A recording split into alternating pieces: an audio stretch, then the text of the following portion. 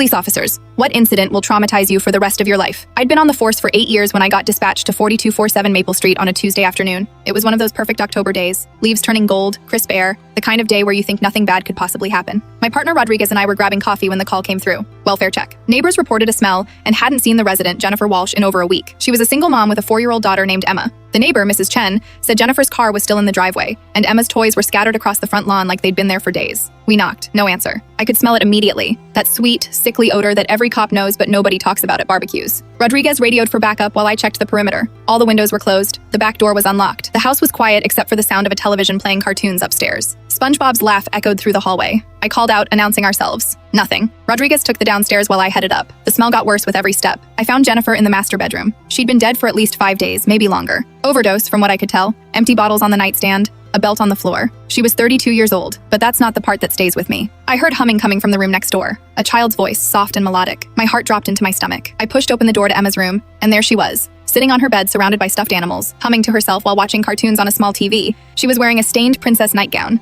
The room smelled like urine, and worse. "Hi, sweetie," I said, trying to keep my voice steady. "My name is Officer Mitchell. What's your name?" "Emma," she said, not taking her eyes off the screen. "Mommy's sleeping. She's been sleeping a long time." There were empty cereal boxes on the floor, crushed crackers ground into the carpet, and an empty juice box collection in the corner. She'd been fending for herself while her mother's body decomposed in the next room. God knows how many times she'd gone in there, trying to wake her up. Rodriguez appeared in the doorway, took one look at the situation, and immediately called for child services and an ambulance. His face had gone gray. Emma finally looked at me with these big brown eyes. "Is mommy sick?" Mrs. Chen said maybe she was sick. I knelt down next to her bed. "Yeah, honey, your mommy is sick and we're going to help her, okay? But right now I need you to come with me. We're going to get you something to eat. Are you hungry?" She nodded and held out her arms. She couldn't have weighed more than 30 pounds, all skin and bones. As I picked her up, she wrapped her arms around my neck and whispered, "I tried to wake mommy up. I tried lots of times. She won't wake up." I carried her downstairs, past her mother's room, past Rodriguez, who was coordinating with the coroner, and out into that beautiful October sunshine. She buried her face in my shoulder. The paramedics checked her out, dehydrated, malnourished, but physically okay. Physically. A social worker named Diana arrived and Emma went with her, still clutching a stuffed rabbit she'd been holding when I found her. That was 6 years ago.